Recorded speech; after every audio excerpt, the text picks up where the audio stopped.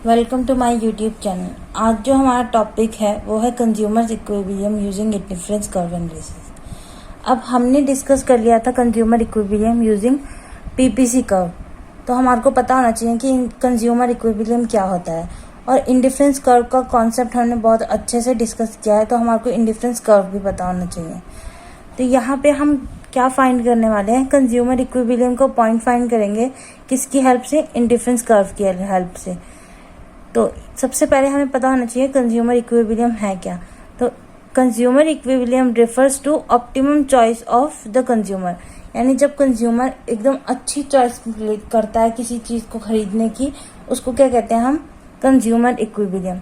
It is achieved when he maximize his satisfaction.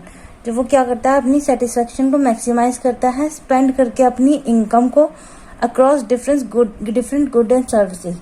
जब मैं अपनी इनकम खर्च कर रही हूँ, ठीक है, अपने पैसे खर्च कर रही हूँ और कुछ खरीद रही हूँ, उससे मैं बहुत ज़्यादा सेटिस्फाई हूँ, बहुत ज़्यादा खुश हूँ, तो क्या होगा?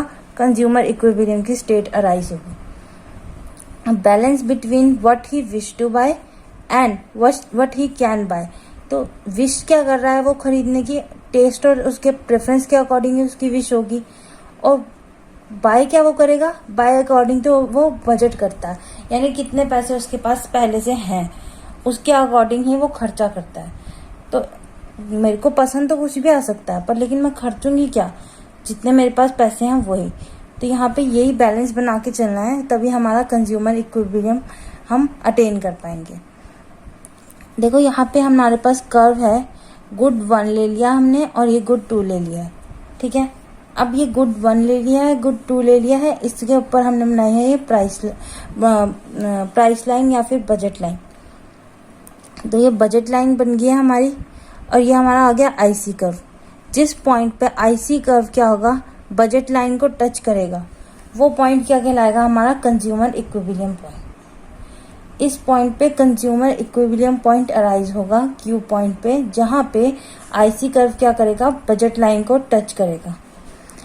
Consumer equilibrium point is Q where IC is tangent to budget line. दोनों जहां टच करेंगे वो पॉइंट क्या हो जाएगा? हमारा कंज्यूमर इक्विलिब्रियम पॉइंट। तो पॉइंट क्यू क्या है हमारे पास? स्लोप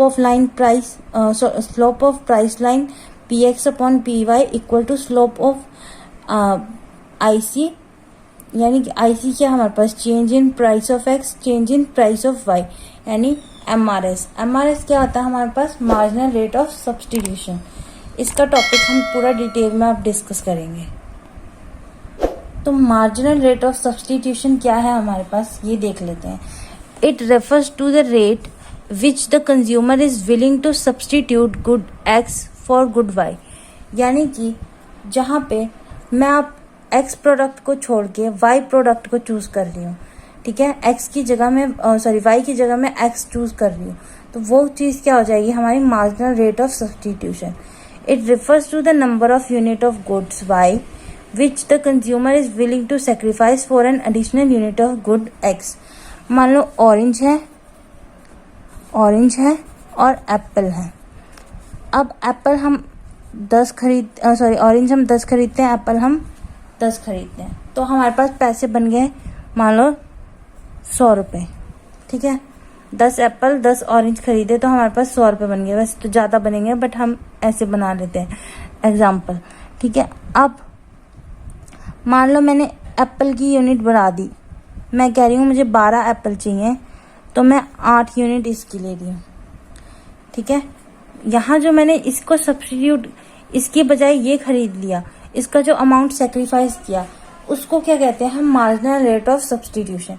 जिस रेट से मैंने इसमें यहाँ पे चेंज लाया है, यहाँ से 2 यूनिट कम करके वहाँ 2 यूनिट बढ़ा दी, तो वो क्या हो गया? Marginal rate of substitution. I hope कि आपको समझ आया होगा, ये बहुत इंपॉर्टेंट टॉपिक है।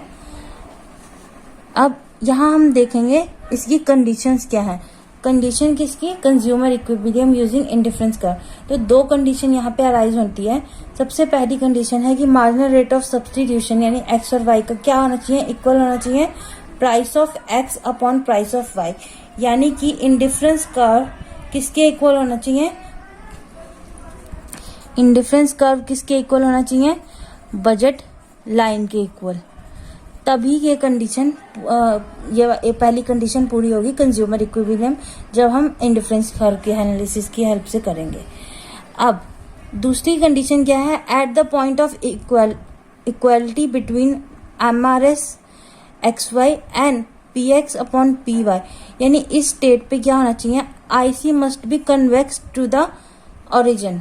कॉन्वेक्स मतलब कि ये मान लीजिए आपका ओरिजिन है, तो IC कैसे होना चाहिए? इस तरीके से बना होना चाहिए।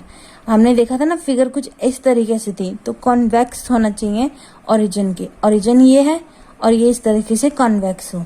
क्यों ये होना चाहिए? इसलिए क्योंकि law of diminishing marginal utility हमारा क्या करता है? एग्जिस्ट करता है। ठीक है, आई होप ये आपको समझ आया होगा।